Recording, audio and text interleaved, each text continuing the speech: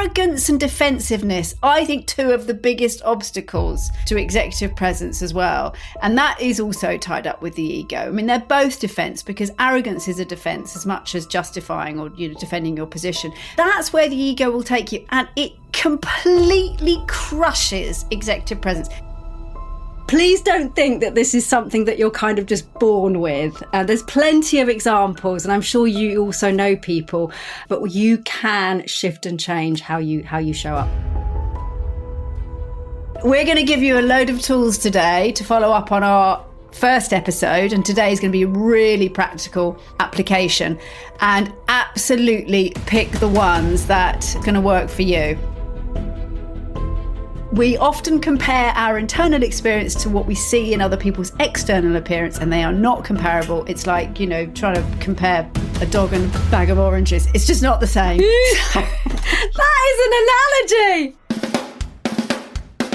Hello, my name's Philippa Waller. My name is Penelope Waller, and we are two of the directors at 4D Human Being. And welcome to the 4D Human Being podcast. What's it all about, Pen? It's all about your personal and professional relationships. It's about your communication skills, how you lead, how you work and build teams, how you are looking after yourself and your well-being, and how you are much more at choice. What do we mean by that? Well, sometimes we can get a little caught in patterns in life, and we can all be a little bit on our automatic pilot.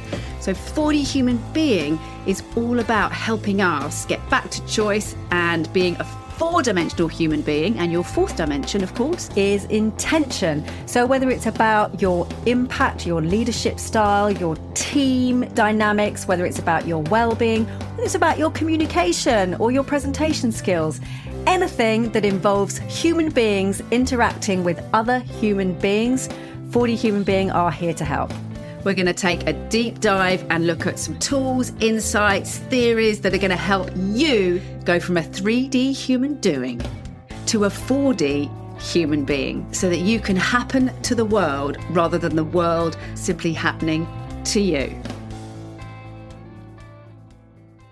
Recording. Good afternoon. Buon pomeriggio.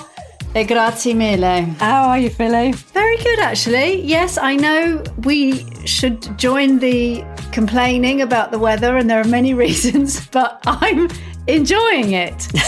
I mean, other than I did pick up the hose pipe today to give my dusty dogs a wash, and I had it in my hand and I suddenly went, oh, Can't do that. I can't do that. And I looked at them, I went, you got lucky. You only get a hairbrush, not a hose down. They'll be happy, but as we spoke about yesterday, there are some exceptions in terms of sort of well-being and vulnerable. There are, but I just don't think dusty dogs come into that list, sadly. Do you not think? They should. They should. I mean, goldfish come on the list. I think it's, That's more life and death, isn't it? well, that's fair. Yeah, that is fair. To be fair, if it was oxygen for dogs, we'd definitely make a case. I did like the fact that I discovered, and I'm pretty sure this is true because it was on a very well-renowned podcast, that new plants planted is an exception. Yes.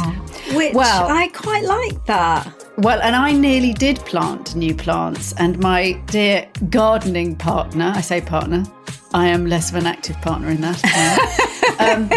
But she did say you will have to water them a lot all summer, and if we get a hot summer, that is going to be a lot of work, and if we get a hose pipe ban, that is going to be a lot of work. Yeah. And I said, do you know what? I think we'll wait until the autumn, and I'm very pleased I did, because I thought that, and she said they wouldn't have survived. But as you said, there is an exception for new plants, but it would have been quite edgy wandering around my garden hosing away when neighbours, well, because it's quite borderline, isn't it? Because you go, well, that plant wasn't new, but all the rest are. Do you leave that one? Do you leave that plant? Who's auditing that, Phil, would be my Who's question. auditing how old your plants are? It's a minefield out there. challenging, isn't And it? also I was thinking that those rules, I mean, if this continues, and this continues year by year, those rules will probably have to change. And then you get in a whole philosophical debate about what the priorities are in terms of water usage. So, the morals and ethics is going to be very interesting. Well, can I do a little bit of a wedgie super segue there?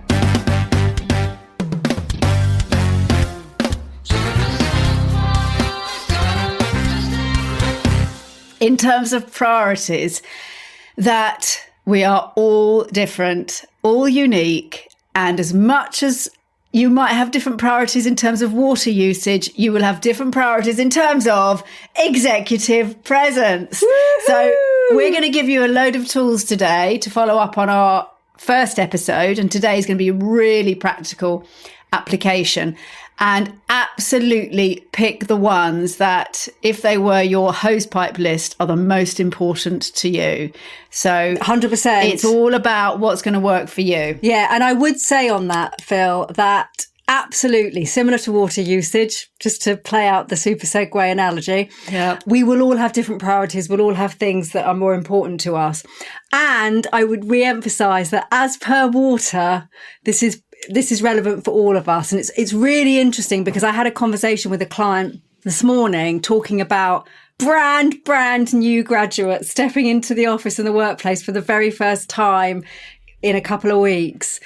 And I have to be honest, I think it is the first time, you correct me if this is not the case for you, that I've had a client ask for executive presence and personal branding for graduates. It's very often a thing that people think about a little bit later down the line in terms of and career. they might talk about impact or communication. Yeah. But the idea of presence, I'm going to stretch that water analogy even further, because water is essential. Isn't it, though? And actually, the other thing about water is when it's not there, you really notice it. You really notice it. Yeah, you really notice it, and you really value it. I'm going to stretch it even more, Phil. We need some water because you are on fire. Because I'm on fire. And also, every meeting needs a sprinkling. I mean, I could go on and on. I mean, this is the metaphor that is going to keep on giving, isn't it? Right. Okay, so first of all, listen to episode 1 where we spoke much more about why executive presence is important.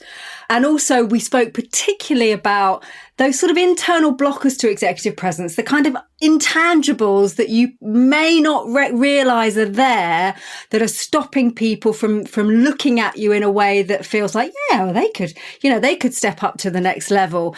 So we really spoke a bit more about the psychology behind what's playing out between us, why we see people in a certain way, what beliefs we hold about ourselves and how that plays out in how we show up. I am going to talk a little bit more to that in terms of tools, because I've actually, since we had our notes for this episode, I've added a few. I did think you might have done. Well, it's the internal piece, because you're so right. We can give these tools of how you show up, but if you don't at some level, and I will talk to, of course, we're all human, but if you don't at some level connect with your own strengths and your value and believe that you have the right to be there, when that gap opens up and you're trying to sell executive presence, but you don't really believe it, it's very, very painful, and it won't last. It will crumble. So you're absolutely right. It does start with the internal narrative, and it doesn't mean we all have to be some kind of uber, top of the charts CEO material. We're all human. But you've earned your place, and you don't have to know everything. And we're going to talk about that. Okay. Yeah. As well as some very, very practical tools. Well as some very tangible walk into the room tools. Exactly. Something very interesting. I've been listening to The Rest is History. I don't know if you've been listening to it, about the Elizabethan period. And Sir Francis Drake, who I didn't know was the son of a yeoman in Devon. So very sort of humble backgrounds. But he was compared in the podcast, and I think this is true, to if anyone has seen the Blackadder series, Blackadder 2, which was set in the Elizabethan period, he sort of compared to Flashheart? Yeah. Which is a very sort of flamboyant, charismatic character. And there were some really interesting elements in that story where he gained that sort of confidence and presence, where he could hold his own in the court of Elizabeth I, despite his humble backgrounds. So there are some wonderful examples in history about how we can transform ourselves. So if anybody out there Please don't think that this is something that you're kind of just born with. There's plenty of examples, and I'm sure you also know people. Yeah. It's some people perhaps are born with it, but you can shift and change how you show up. Well, it's the artist Dali's story, isn't it? And he was quite an introvert, and he said, I want to be the most famous painter in the world and artist in the world. And somebody said to him, start acting like it. You know, so I mean, you and I, we want to close the gap. You know, you've got to. In Dali's case, to believe it, you've got to have the skills to go with it. But both is great. You know, you create a brand and a sort of iconography. Okay, so we're going to talk about what gets in the way of having executive presence. We're going to look at the 4 dimensions. And originally, of course, we had 4 tools, one for each dimension. As I said, have added to that. And I know you've added to that as well, because we're looking at the environment and the relationships as well, which is our 2 contexts. We're going to give some bonus tools to think about that hierarchy. So we want to talk about the authority trap. And then we're going to talk about that, putting it into practice, making a plan and having a personal commitment. So why doesn't executive presence just happen? Why do we find ourselves not feeling like, I own this room? Well, because you are the one internally carrying around all the other stuff, all the other history, all the other parts of yourself that are not the executive, the leader, the business founder. You are carrying around yourself who just had an argument with your friend or your partner before work. You're the one carrying around the fact that you couldn't get your kid to tie their shoelaces up this morning. You're the one carrying around your 14-year-old self who, I don't know, got suspended from school for smoking or something. Like, you've got so many parts of self. And you're sitting in an office trying to make a massive sort of transformation decision, and everyone else is seeing that executive. But you're thinking, they're probably seeing. Yeah, they're probably, exactly. I don't know. Well, I know? I don't know everything. So old patterns keep running. They run on autopilot. They're there all the time. And they will often keep running the show because there's a lot of them for all of us. None of us were 100%. None of us were born into a boardroom. I mean, I suspect 1 or 2 people have ever, but it's not usual. So these patterns will not just unlearn themselves. All the time you're sort of thinking, why won't that just stop? It won't. We have to put new patterns in place. We've said this a million times. It's like any search engine. It's no good just leaving it blank and hoping that it stops. It will just keep churning up the same stuff. It won't know that you want to look for something else. No, that's right. You don't give your brain a different instruction. It will keep doing the same thing. It's all it knows. And as we said last time, again, be really generous to yourself because you've been encouraged to think about yourself in a certain way. You know, there's lots of reasons why when we're younger, both as children and young adults, that we are encouraged by society to comply, be well behaved, be humble. Lots and lots of these sort of qualities and behaviors are seen by society as a good thing. Makes life a lot easier in schools if there is some compliance and some respect of hierarchy and all of these kind of things. And as you said, Phil, it takes some awareness, some decisions, some choice to start shaping and changing some of those patterns. It's not necessarily going to happen automatically. But it is important because what we're talking about is that executive presence, the seniority, the way that you're seen, and you've been taught to be seen in a different way. So it's important to take control of it. Yeah, you've often been taught that if you work hard and do your job and answer the questions given to you, that you'll get promoted, and that will go for a certain extent. But you will hit the wall, and you've got to start owning the room. The ego can resist visibility. It can resist getting things wrong. It can resist not knowing because, as you say, it's often felt punished for that in the past. I cannot tell you how many executives and leaders I work with who are frightened of being judged still. It's so entrenched often in us, even if it's not really in evidence, particularly, that's not really the experience. The fear will keep running. So the ego is doing a lot of that self-limiting for us. I was going to say counter work. It's interesting, the ego, isn't it? Because it's so interesting that we talk about, they're so egotistical or they're so full of ego. And yet the ego is often working hard to keep us from being seen too much in a way, from being our full selves. It's trying to keep us safe. So often the ego is working to reduce us, to minimize us, to criticize us, to keep us small. So it's got a real other side to it, the ego. There's two sides of this. I'm going to talk about this a bit more later, but arrogance and defensiveness are two of the biggest obstacles to executive presence as well. And that is also tied up with the ego. I mean, they're both defense, because arrogance is a defense as much as justifying or, defending your position. But that's where the ego will take you. And it completely crushes executive presence.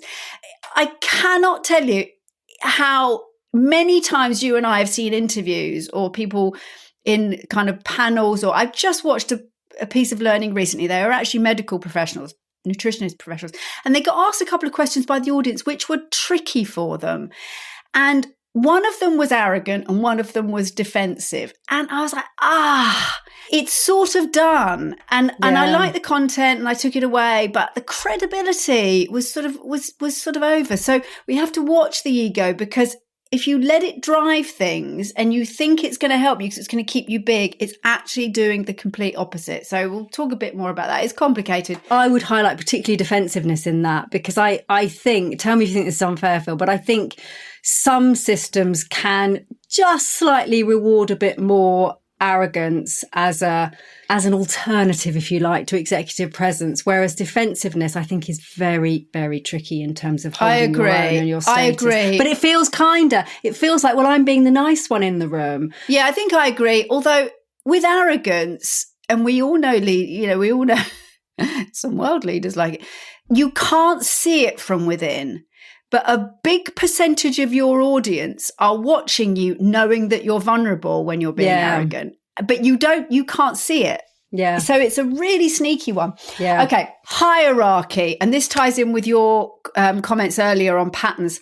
Hierarchy carries old beliefs. As you said, it can be very useful. It's very useful in things like the teaching profession to an extent, the military, there are some organizations that it's really, really useful.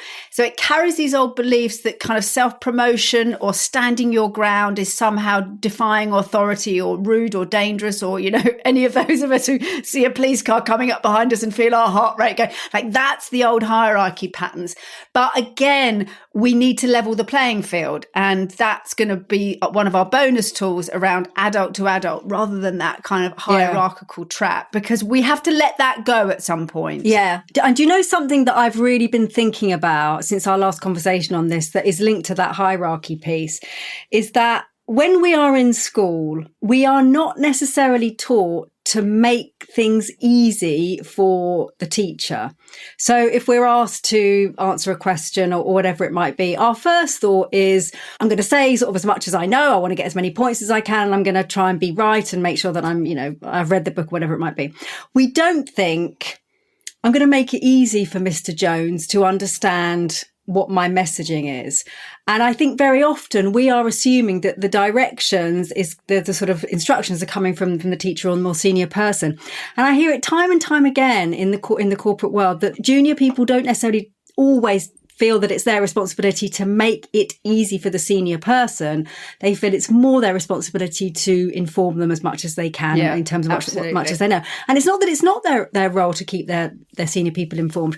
But when you talk about level of the playing field, for me, part of that is making it easy for them. Don't just assume that because they're senior and more knowledgeable that they are going to kind of unpick and find out what you're talking about. Exactly. Make it easy in terms of how you communicate information, but also the taking care. That, what, if you look up executive presence, I mean, and we don't talk to this as much. I mean, it's one of the things, maybe it's a smaller bit piece, but one of the things that comes up time and time again is do not open up a problem without having a solution. And the thing about that is that's not about you being the boss and having all the answers. It's exactly as you say. It's about you being the manager or the project lead or whatever it is. And when you're communicating a challenge to your CEO or whoever it is, that you level the playing field there, that you take care of them. And I think we forget that executive presence is also about, I'm not just going to own the space so that people think I'm amazing. I'm going to own the space to take responsibility here and take care of the project, the situation, other people, and my leader. That's right. That is how you level the playing field. Environment. I mean, We've said it so many times. We really aren't going to, we're not going to go into this too much, but if you are backlit and you are sitting at the bottom of your screen on a video call with just your head showing, and you're not really looking, your eye contact isn't at the camera because of the way your tech is set up. I mean, it's done. I mean, how do you think you're going to have executive presence when you're a tiny head shadow not looking at the camera? I mean, honestly, Ben, it's the visuals are not a nice add-on. They are so primal for us. I know. The only reason I sound a bit sort of, is I just feel like sometimes we say it again and again and again. And then when finally it's heard, and the realization that actually that's your starting point. I had an interesting conversation with a client about this the other day. And again, I'll go back to, we are not given this information when we are young. So, when we are young, we walk into our classroom.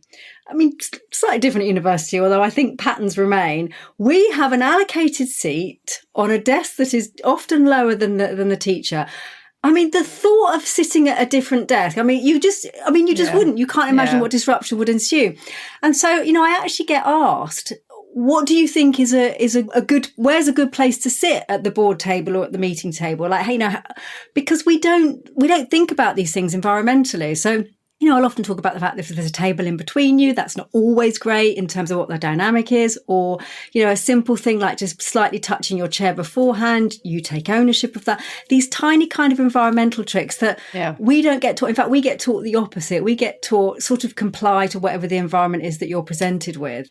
And it has a huge impact where you sit in the room. I mean, it just does. Yeah, it does. Absolutely. I mean, we had a meeting the other day and we walked in and the people we were having a meeting with had put their things on the table facing the window so that we would have our backs to the window. And that is very focusing, because if you put delegates or people that you're having a meeting with, if you put them facing a window or a TV screen, they're probably going to be more distracted. So and also, do you want to sit together? And if you do, then don't risk people coming in and splitting you up as a team. You need to think about these things. Try having a team meeting without a table.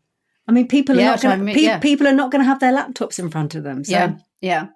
Okay. So those are some of the things. I mean, there's so many things that get in the way, and obviously the internal narrative. But so we're going to kind of crack on with some tools, because none of this means that executive presence cannot be built. It can. And it can at any age. And I'm going to say one quick thing here on feedback, because we talk about this a lot in the room, and I'm not sure how often we say it here. If you want to try some of these tools, and if you've been in your role for a while, or you've been in your company for a while, and you feel like, oh God, people are going to think, who is that? Why is Bob suddenly behaving like that? Remember, people want to keep you the same, or they expect you to be the same. So we have to be really courageous and aware that when we try something new, somebody who doesn't know you would simply see somebody with more executive presence. But somebody who knows you and can see the jump might think, oh, crikey, that's not Bob. That's how not he normally turns up. And those people are not always the most useful in terms of feedback. Sometimes they are, because they can give you the gap, but don't let them hold you back, because often people close to us will notice tiny changes much more. But like when you and I walk into a room and train people, and somebody tries a much higher energy, for example, and we go, crikey, that is much more impactful. One of their colleagues might say, oh God, that's not Bob. He never behaves like that. But actually you want to say, well, he hasn't up until now, but actually it looks great. Yeah, so exactly. I just want to put that caveat in to making those changes. So Pen, I'm just going to put a couple of my she's got some extras before we go into a tool for each of the 4 dimensions: physical, intellectual, emotional, and intentional. The first thing I want to say for executive presence is regulate your nervous system. So I don't know if we spoke to this in the last one, but I just want to put it in as a tool. If you are finding something or somebody stressful, if you feel the heat rising, the heart rate goes up, the hands are clenching, the palms are sweating, and you're getting angry, you have got to prioritize regulating your nervous system. I don't care if it's an emergency. If you've got 10 minutes to make a decision, take 2 of those minutes to regulate your nervous system. Because if you cannot lead your central nervous system, how the hell are you leading a project or a business or other people? So I just want to put that as the absolute foundations. Take a break, go walk up to the coffee station, drink a glass of water, pretend to make some notes, do anything you can, breathe out for longer than you breathe in, and get your nervous system regulated, because you cannot have executive presence when you're shouting and screaming or flapping. Interestingly, Phil, this came up with the conversation with the client this morning, in as much as, some people will walk into a new role and have a sense of self-care, have a sense of, yes, I need to absolutely do a brilliant job, and this is the priority in terms of looking after myself, setting boundaries, whatever it might be. Some people won't have that. And there's a whole kind of sliding scale there. And what's interesting about, aside from exactly as you said, well-being, regulating the nervous system, of course, that does feed into your executive presence, because people who find it very difficult to set boundaries and take care of themselves are much more likely to be seen in a way that is potentially not as senior or not as strong. So boundaries, self-regulation, self-care, you are allowed to take care of yourself. And actually, when we talk about that ceiling, it's a really interesting one, because there are lots of reasons why you might feel you hit a ceiling and why aren't you breaking through. But one of them, and it's such a paradox, will be the kind of passion and what we would call red energy that has got you to where you've got to because of that drive, that determination, that energy, that we are doing this, I don't care, everybody get on board. And that can get you, especially if you're in something like sales, that can get you to a certain level, but it's probably not going to get you to being the vision communicator for the whole strategy, the whole organization. It's a very different quality that you're looking for, except in turnaround. We know leaders who in 18 months, 2-year turnarounds can have that kind of energy. Okay, I'm going to talk to the internal narrative as well as the internal regulation. Self-worth. Anchor in your strengths. We all have struggles. We all have areas that we could be stronger on. All of us. My dog is just stretching out there, one of his strengths. I was listening to a podcast this morning and it really spoke to this. I don't know if you listened to it. It was Johnny Mercer, who is an ex-military, used to be an MP, and Alistair Campbell on The Rest is Politics, doing an interview. And they shared a part of the conversation was around how they both felt about their mental health struggles, one of them dealing with OCD and one of them dealing more with depression. And Alistair Campbell responded, Johnny Mercer said, I don't really talk about this very often because I feel such a sense of shame, which I think a lot of people do, but I know it's important.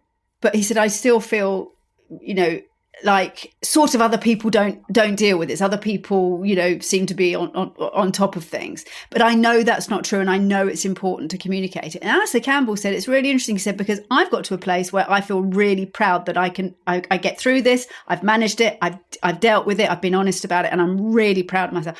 And I thought what's really interesting about that conversation is that, as they acknowledged, most people are dealing with something. But that narrative around, I do have this challenge, and we're talking here about particular challenges, but it could just be lack of confidence or finding it difficult when you don't know the answer or whatever it is. But actually to have a kind of pride in, I know that that's difficult for me and I still do what I do and I manage it or I deal with it. So there's something about how we own the narrative of it. Nobody doesn't have something. Yeah. We often compare our internal experience to what we see in other people's external appearance, and they are not comparable. It's like, trying to compare a dog and a bag of oranges. It's just not the same. That is an analogy. That is brilliant. In our previous podcast, we'd call this a dog and a bag of oranges. So you've earned your place. You've earned your place. Don't defend it. Own it. Own it with all of you. Yeah. And anchor in your strengths. Don't try not to focus so much on the things that you find difficult. I can get overwhelmed. I can get, anxious and stressed and check my emails 10 times a day or whatever, a million times a day. Anchor in your strengths. I'm really responsive. I'm very quick to give answers. I know people can rely on me to get back to them. So anchor in the strengths. That's just a quick one about internal If narrative. I can give a tip around this, because we do have a very strong negative bias, most of us as human beings. So we will tend to go to the things that aren't working about us or that we feel nervous about. And something I've been I sort of spoke to my own coach this morning about it, is when those things come up, whatever they might be, just take a moment to imagine that it's a coin, and on one side is the thing that you don't think you're very good at, and then on the other side there is always something that's really, really positive. So, you know, I might say, well, I really like to have things under control and nailed down. I was saying it probably annoys people sometimes, but on the flip side, I have quite a complex sort of system in my life. Boy, I can organise the hell out of it because of that. So there's always two sides to things, and that's a really good way to think about the things that perhaps you feel a little shame around. Exactly. Busy brain, crazy head, lots of ideas very quick to come up with something. Exactly. So there we go. Okay, but so let's now do our 4 dimensions, 4 tips for executive presence, and we're going to start with the physical. And very simply, take up more space. We are going to talk about gesture levels to kind of give you a tool around this. In really simple terms, though, if I did one thing with a lot of my coaching clients, it's get them to take up more space. I mean, just that is it. Because you and I have talked about this. The primal brain is reading the physical environment. When you walk into a room, no one's kind of going, oh, I wonder what ideas they have. They're just sensing how you walk into the room and how you take up space. Yeah, who's senior here? And that all they've got to go on is your posture, your movement, maybe what you're wearing. But, you know, if I'm kind of... Yeah, exactly. You're just squished in a bit and going, oh, you know, I remember doing this. I'm sure I've said this before with audition candidates post drama school. And of course, they were so excited because it was their first audition for the RSC or whatever it was. And they put their head around the door and go, oh, hello. And all sort of squeezed in and like, oh, it's me. And I was like, yeah, that's how it feels for you. But that is the least interesting thing that you can show the audition panel, because they're like, you're just another candidate. So walk in with, hi, great to be here. Give them the confidence before you've even opened your mouth. So we talk about gesture levels. You can put your hands down by your thighs, then up to waist height, then shoulder height, and then right up in the air. So those are the 4 gesture levels. And you can think about that from sort of enigmatic at your thighs, empathetic at the waist level. That's, you know, how you might really sort of be open and truthful. Energizing here at the shoulder height level. You can use that much more than you think in meetings, hands above the desk. And then, of course, up there we'd call that particularly virtually, Phil, because of course they disappear a bit virtually. Exactly. You are literally stimulating the motor regions of the brain and the other person. You know, we think about neurocoupling, you're literally stimulating different parts of the brain. And so you are stimulating areas of their brain that makes them feel like they're physically engaged and energized. So take up more space. And at a really base level, the levels of testosterone are rising when you take up more space. And if you think about how status is communicated in many of the sort of animal species, it is by the 1, 2, 3 males, often, not always, in the system that are taking up more space. And that's the signal. Okay. That's how they choose the leader, isn't it? Yeah. It's big, puffy chest, arms up. Yeah. My final comment on this, it slightly sways into the environmental, but, you know, sort of going back to, you know, walking into a room, very often what we'll do is we'll see a chair and we'll go over and we'll sit in that chair. Now, my offer would be, take up some space in the room before you take your chair. So if you're walking into a room and there's a couple of senior people that you haven't met, or there's an important, walk around to their side of the table, shake their hand before you sit down. Your presence has just filled the room a little bit more than it would have done if you'd just sort of slowly dipped into your chair. Absolutely. And you can use some of the environment tools in a meeting, in an interview as well. So in a meeting, put your tablet or your notebook down on the desk, then go and maybe just then push it an inch forward, and then go and talk to people, then come back, move your seat out an inch before you. All of these little gestures, territorial, are saying my space, I'm taking up my space. So there's so many small things you can do that are just signaling in an interview space. If you go in and put, if you sit away from the desk, for example, they've put the chair, a meter or so from the desk. Yeah. And you just sit in it. you're in the space that they've created for you. If you go in and put your notebook or your CV or whatever you've taken in onto the desk, take hold of the chair, pull it in slightly, angle it slightly and sit on it, you've just said, this is my half of the room. I'm here to meet you on a level. So many tips you can do on environment. Own the space physically. Yeah. Otherwise, you're just in someone else's room. You've literally just walked onto someone else's page. It's like we talk about in presentations, isn't it? Yeah. If you come on, if you come on from, as you face a stage, if you come on from the right, so it would be your left, you're kind of walking onto their space. It's like you're walking into their page. Yeah. If you come on from the left as you face the stage, or right as you're on the stage, you're sweeping a new pages. Lots of these little physical, the way that we interpret space, that you're signaling my space. Yeah, very, very important. So that's physical. The main one, as you said, is around the gesture levels. I will just say it again, remember to use your gesture levels when you are operating online. They tend to disappear, and then we've lost all of our physical presence. That is one of the big things, the big giveaways in terms of your status, your reputation, your presence. It just becomes content. Yeah, exactly. So that is your physical gestures, gestures, gestures. The next one, the emotional dimension. So we could spend I mean, so many things there, but I do like what we're looking at on this one. Yeah. So we're really thinking about voice here, and it kind of straddles the physical and the emotional, because obviously the vocal choices you're making are produced physically.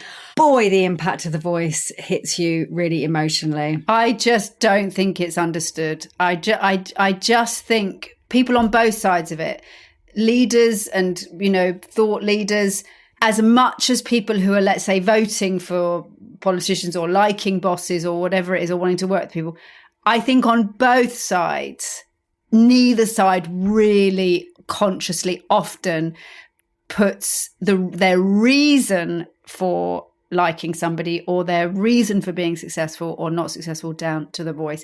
And it is much more often that's going to be a big impact than you think. Yeah, 100%. So a few things we can talk about in here. At 4D, we use a framework called the Scripts framework. So this is a series of 7 tools that we look at in 4D. I guess let's try and whiz through them all, Phil. I have my preferences, but let's say what they are. Let's headline them, and then we can talk about one or two of them. Yeah, because it's a whole piece, obviously. Yeah. So Scripts.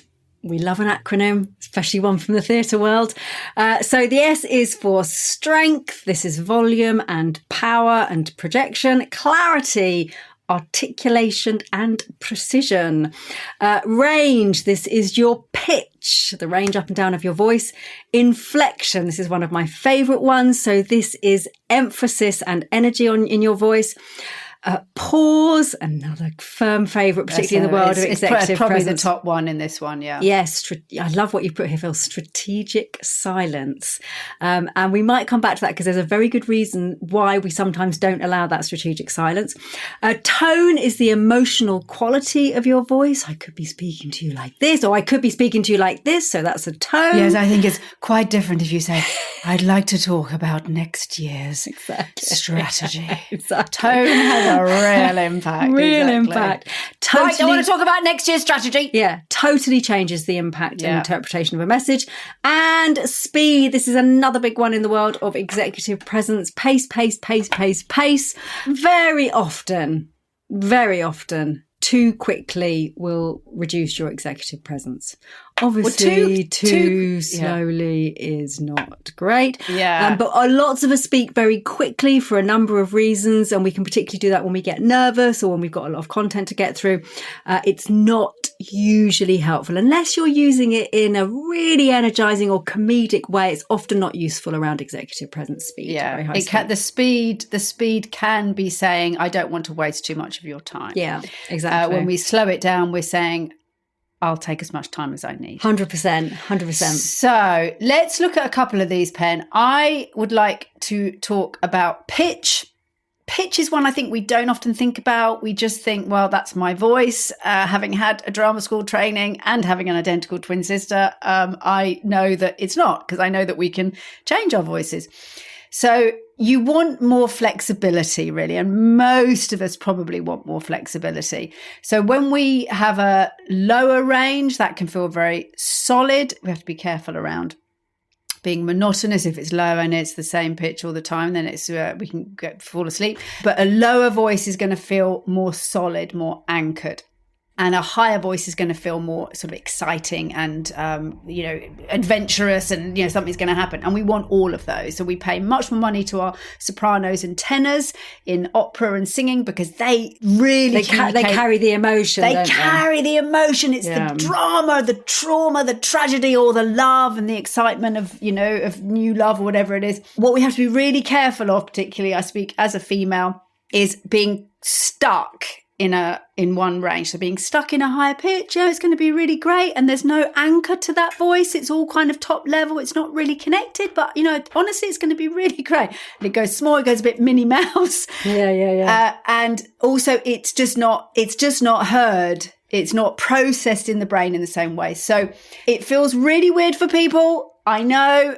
We've coached it so often, and when people have a higher voice and we ask them to really talk from their belly, sometimes I ask people to almost talk from their feet and get their voice down. It feels weird because it feels unfamiliar. It is worth stretching that vocal range. We've all got range. We've just been caught in a pattern. And equally, if you've got a very low voice, sometimes you want a little bit more range in it, a little bit more excitement. So you want to think about a kind of roller coaster of a voice that's moving through. This is really important. I really, really need you to hear this. Yeah. And you know what? We're also going to have an offsite, and we're going to have a lot of fun. So you want range in your voice to communicate how you want people to feel. And something you demonstrated beautifully there, Phil, was if we do have a slightly higher pitched voice, which can often be a female, not always, using something else like emphasis to make sure that we are landing at the end of every word or every sentence can really mitigate the impact that perhaps the higher pitch is having in terms of our seniority and our status. And I just want to go back to something that you said earlier, which is that there has been research. I mean, we can sometimes feel it's very unfair if we don't get heard or people don't listen to us.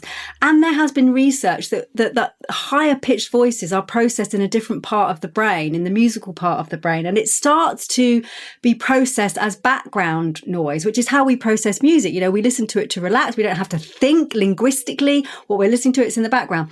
So if our pitch is making different parts of the brain switch on and off, then you can understand why some people's messages are just landing much better and their voices are getting in the room. And like you said, both are really useful.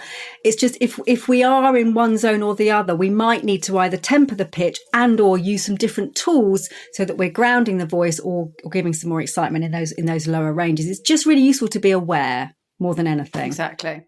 My big one, Phil, is probably, I've got two that I want to do, but I would probably go back to the emphasis. I would probably go back to, if you don't have enough emphasis in your words and in your message, it just starts to feel unimportant. So I often give the example of, I cooked a really nice egg for breakfast this morning. It was really, really nice.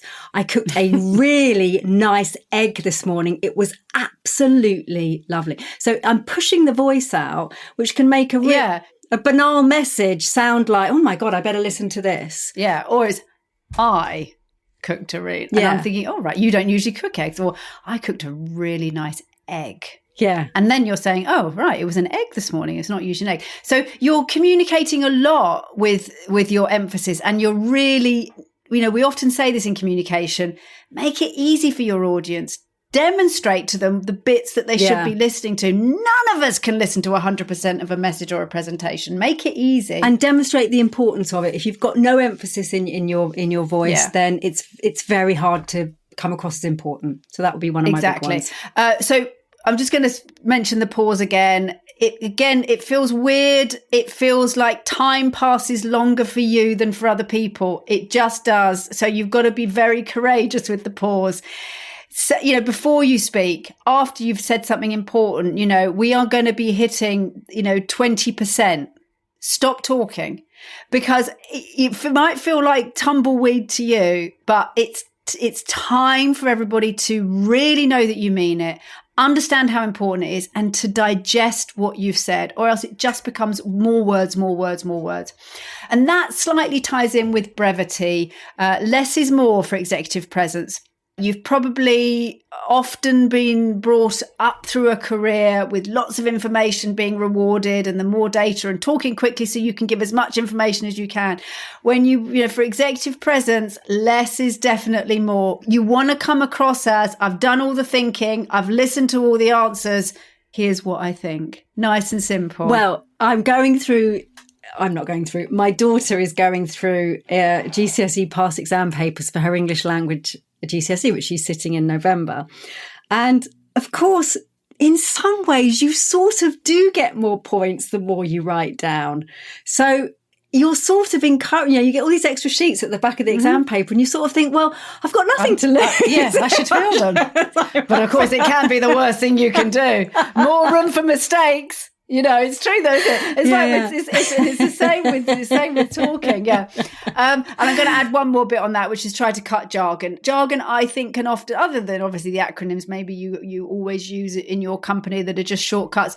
But jargon can actually feel like things to hide behind. Yeah. So again, you just come across as much more confident when you name the thing in normal language, and don't hide behind jargon. Yeah. So you've super segued, Phil, onto the intellectual dimension tool.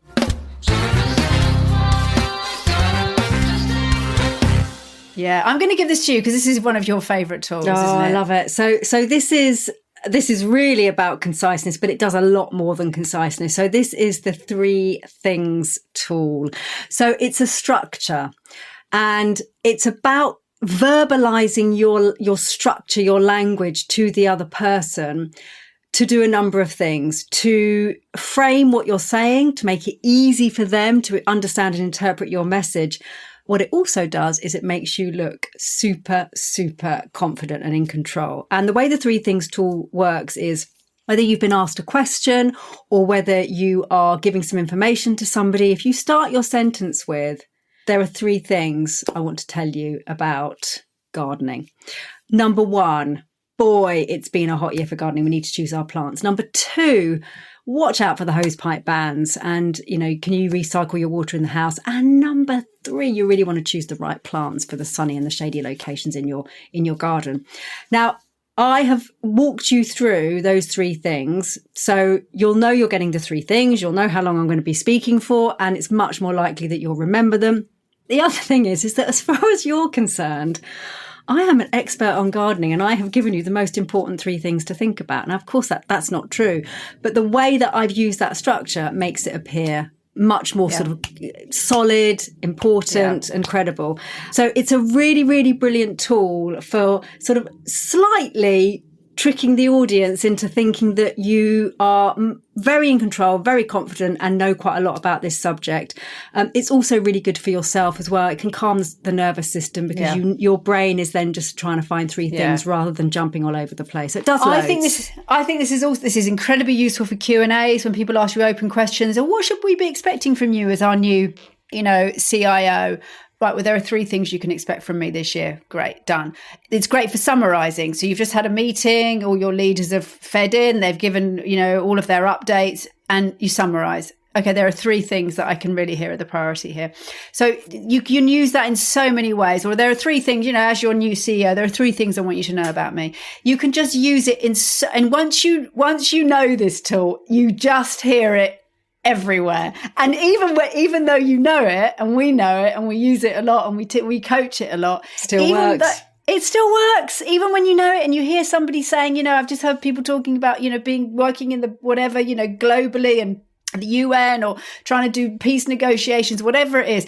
And they say, well, there are 3 things we talked about. I'm like, it works. It just works because none of us want 10 things. We can't hold that. So it works. And none of us want somebody to start talking. And as the audience, we have no idea when this is going to end. That's right. And we've no idea if it is 10 things.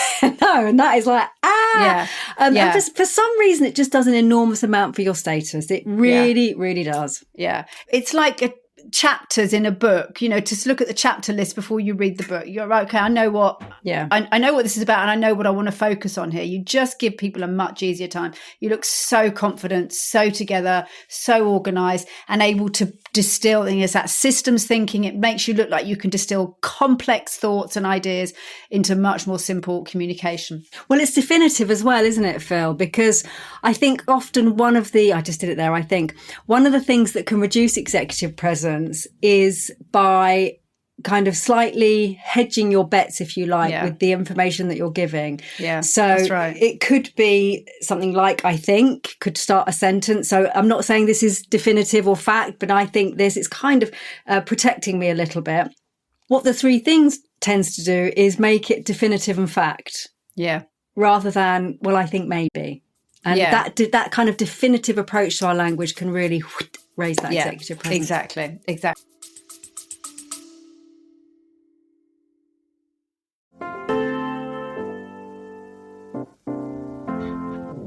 A quick word from us at 4D Human Being. If you're enjoying the show, please do click follow so that you can have the 4D Human Being podcast instantly in your feed. And we'd love it if you liked and reviewed us. Let us know what you think. Please do think of one or two people that you could share the 4D Human Being podcast with. Somebody who would really benefit from the content you're listening to right now. Back to the show.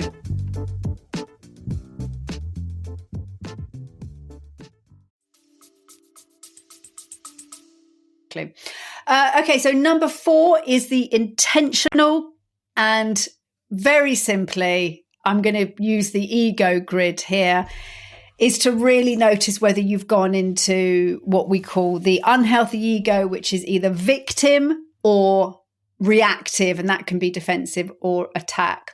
And that's your fragile, unhealthy ego. And your healthy ego will be when you're either open, accepting and calm. That's your kind of lower energy, smaller ego, but healthy. Or you're in that curious front foot, even in conflict. I'm okay with this. And that's your really healthy ego, curiosity. And the reason that this is in intention is because it's a really good way to check in on, do I have a clear conscious intention here, or am I reacting through fear or concern or insecurity or whatever it might be? So using that idea of the ego, am I feeling under attack or needing to defend or attack other or blame others? Or do I have a clear intention that is a more collective? So a really easy cut through here is to change your language. If you find you're using I and you can switch it for we and get a clear intention around, I think what we really need to do here, what I'd really love for us all, my intention here for this project group is, so really check in with, do I have a clear intention here? What do I really want? And if your answer to that is, I really, really, really want to defend myself from criticism and attack other people, then when you've named it, you can then choose, can't you? And we always say nothing's right and wrong. But if you find that my intention actually, what do I really want here? Well, I really want us to get to a solution and be able to work together. And I'm caught on blaming at the moment. So you can reset your intention. So that's probably, again, one of the foundational pieces along with that physical is, do you have a clear intention, or has your ego been hooked? And it really ties into something we spoke about on the last episode around that internal and external locus of control, which is around the unhealthy ego is very reliant on the other person's position or opinion, whether that's attacking it or defending it or apologizing for it.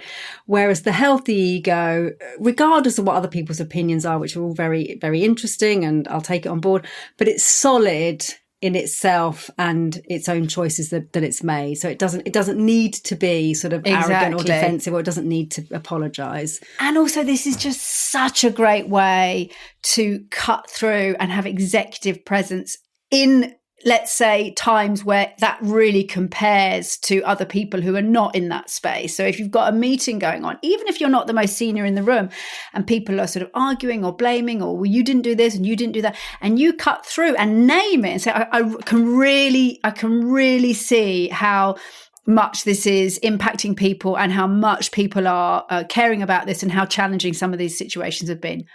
I know that we all really want to find a way to make this work. let's go through, blah, blah. So you can start hosting from that space of not blaming anybody, just naming that it's impacting, that people find it challenging, and that you can hold it and you can name it. And that confidence is just incredible. And then get into that healthy ego space with curiosity. Let's all ask one thing of each other that's going to help us all move forward. Exactly. So it's one of the big ones. Yeah. Okay, Pen, I'm going to hand over to you for a little bit of level the playing field. So this is about the authority track. Yeah. We spoke last time about the parent-adult-child model. So that the sort of the underlying, very often unconscious, hello Humphrey, very often unconscious belief system that we have around our status in a room compared to other people that we might be working with. And really what we want to do when we're thinking about executive presence is we want to level out the status, because all the time that we think that other people in the room are more senior or more important than us, it's going to be difficult for us to have as much presence as we otherwise could. And this is not about losing respect. It's absolutely not about that. It's about treating people adult to adult. So if we think about the status dial, let's call it, there are lots of things that we can think about here, and a couple of tips that I will give. So one is, try to get your voice in the room early. It's very often the senior people, the host, that will speak, even if they don't speak for very long. Their voices will tend to be in. It's very often, not always, but it's very often the more junior people that will hold back and perhaps wait to be invited. And I very often advise younger clients or clients that have kind of just very recently stepped up into a new role. It doesn't matter if you ask a question. It doesn't matter if you say hello to somebody. Just get your voice in the room. Or agreeing can be one of the easiest ways. Dave, I love that you said that. I really agree with that, and thank you for bringing it up. You don't have to come in with some kind of groundbreaking piece of information, exactly. Yeah. But the longer you leave it, the harder it is to get your voice in, and the more you're not necessarily seen as a key player in that particular meeting. So just try to get your voice in as quickly as you can. The other one I would think about, there's two of our core tools at 4D. So one is energy, how much energy you're taking into a room. Just be careful of very low energy. I mean, I wouldn't necessarily say go crazy energy, kind of jumping all over the place, but that very, very low energy can sometimes be difficult to get your presence felt. So really think about the energy you're taking in. The exception to that, I would say, is I think this is probably rarer now, particularly online, but if a meeting has got very heated, then a slower energy level 4 or 5, not 1 or 2, but 4 or 5 might cut through it. That's the time that you can use that lower energy. Yeah. I just wonder if we take a beat here. Yeah.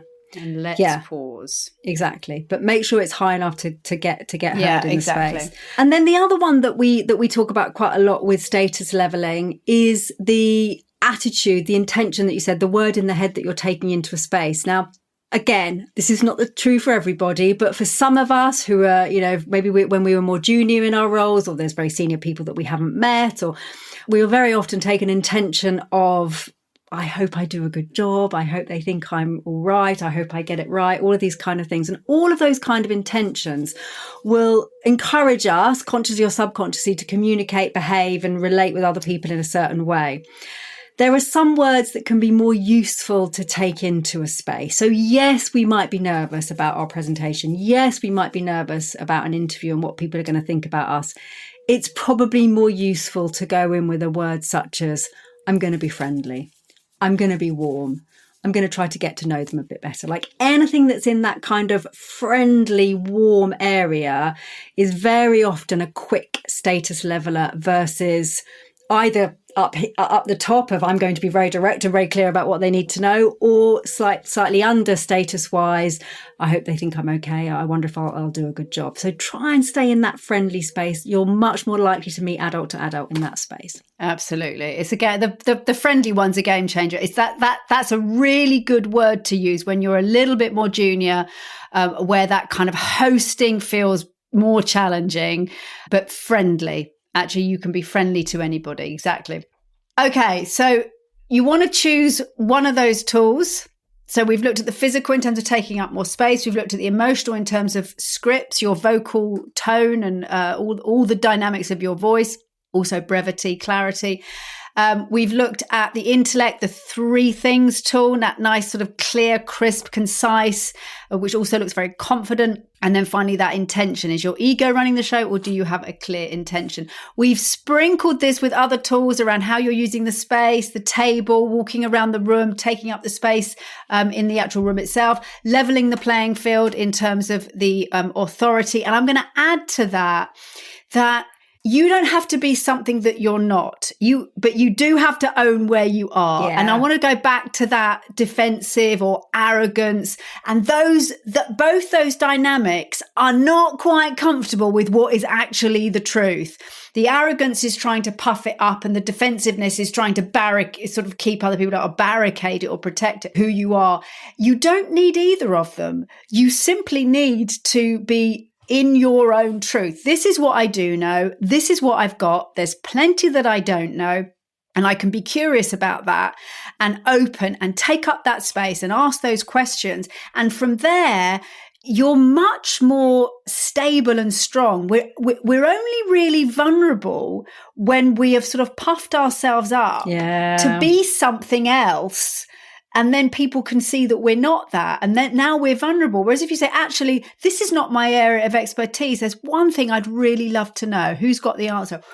That confidence isn't about knowing stuff. That's so it's true, about Phil. owning where you are. Don't defend where you are. Own where you are. Yeah, and this is absolutely one of the bits. So interesting you say that, because I've been making some notes for a program I'm designing on executive presence.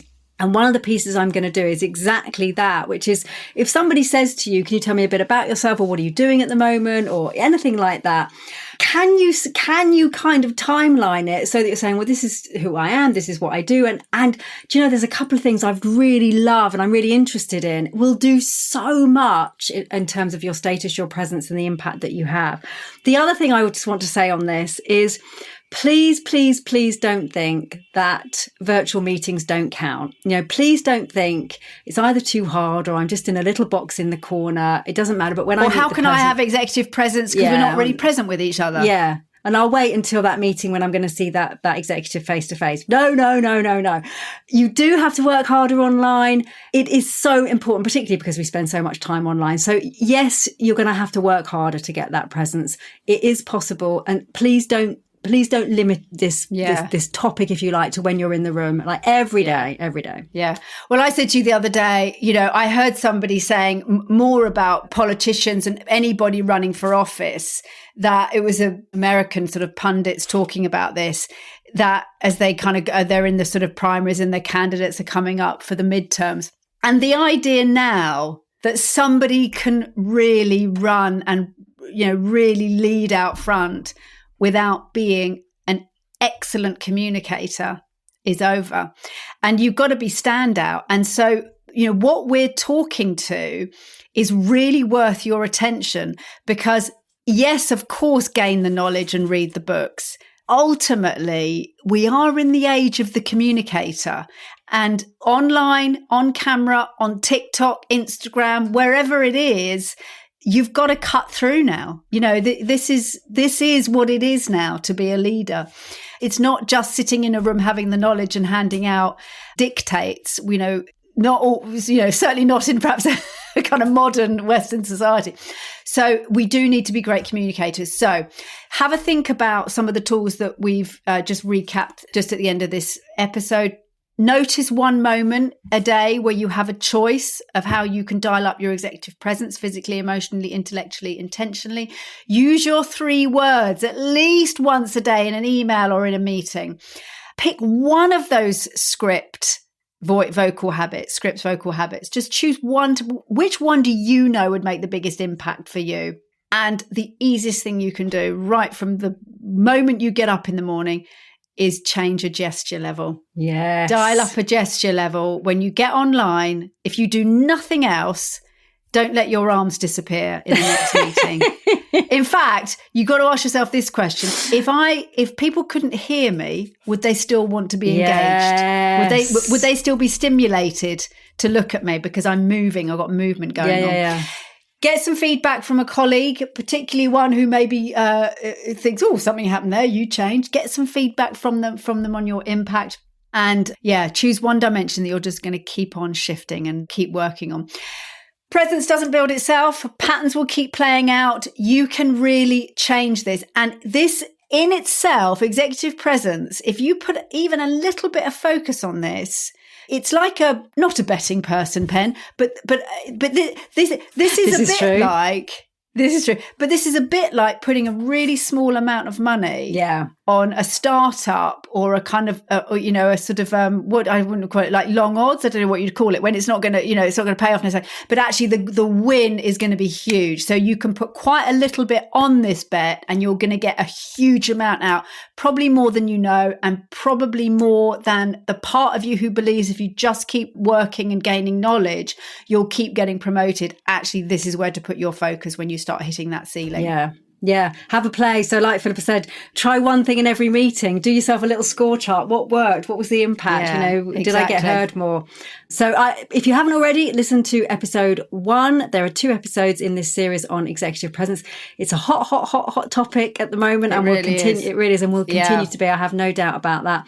Enjoy the tools. For more on this, of course, you can go to our website, 4dhumanbeing.com, go to 4D On Demand, and there's a free level, as we always say, Essentials 4D On Demand. You've got a lot of digital content there on impact and personal profile.